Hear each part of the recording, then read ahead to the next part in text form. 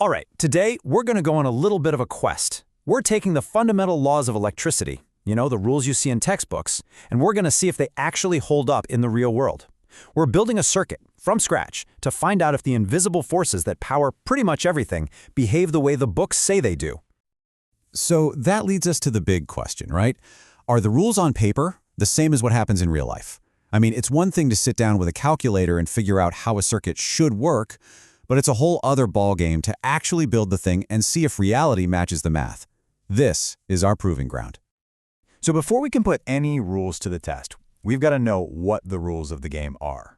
Let's start with the theory, the basic physics that should be running this whole show.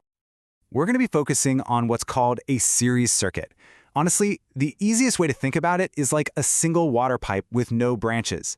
The electricity, or the current, is the water. It's got only one way to go, so it has to pass through every single component, one right after the other. It's really the most basic type of circuit you can get. Now, this simple setup is supposedly governed by 4 unbreakable laws. Let's break them down real quick. First up, the current is the same everywhere. Since there's only one path, the amount of electricity flowing is identical at any point in the loop. Second, you get these things called voltage drops. As the current pushes through a component, like a resistor, it loses a bit of its pressure. Think of it like paying a little toll to get through. Third, all those tolls add up. If you add every single one of those individual voltage drops together, they should perfectly equal the total voltage you started with from the power source. And finally, number 4, the power adds up too.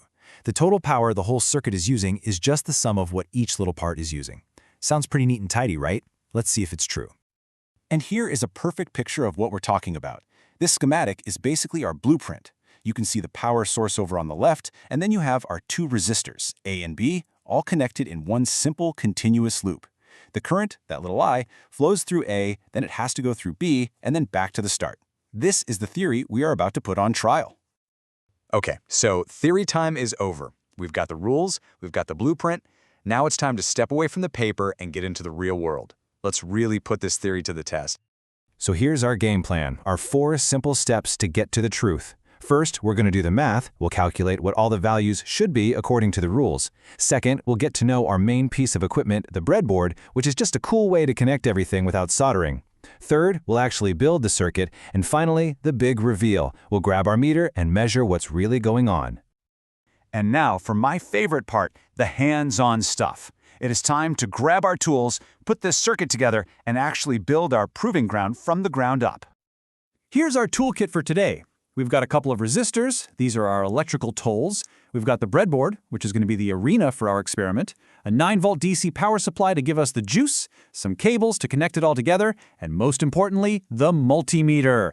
This little device is our judge. It's going to give us the cold, hard facts about what's really happening in our circuit.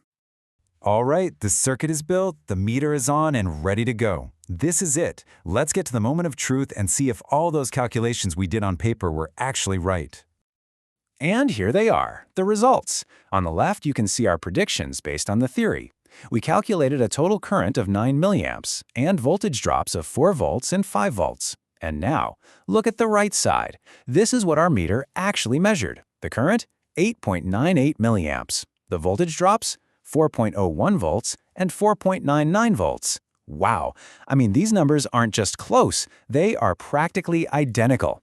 The theory predicted reality with incredible accuracy. And that right there is the whole point of this. Theory meets reality. Those abstract rules and all that math we started with, they weren't just some exercise in a textbook. They perfectly describe the behavior of an invisible force flowing through a real thing that we built with our own hands. So, okay, we proved it. The rules work. But you might be wondering, why does this simple little experiment even matter in the grand scheme of things? Here's why. Because these laws, the exact ones we just proved with a couple of resistors, are the absolute foundation of all modern electronics.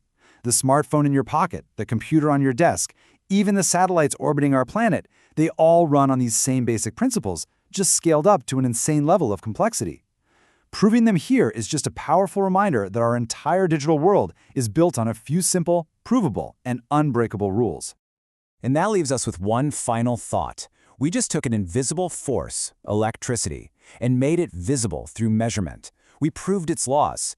So it makes you wonder, What other invisible forces are out there, governing our world, just waiting for us to figure out a way to prove them?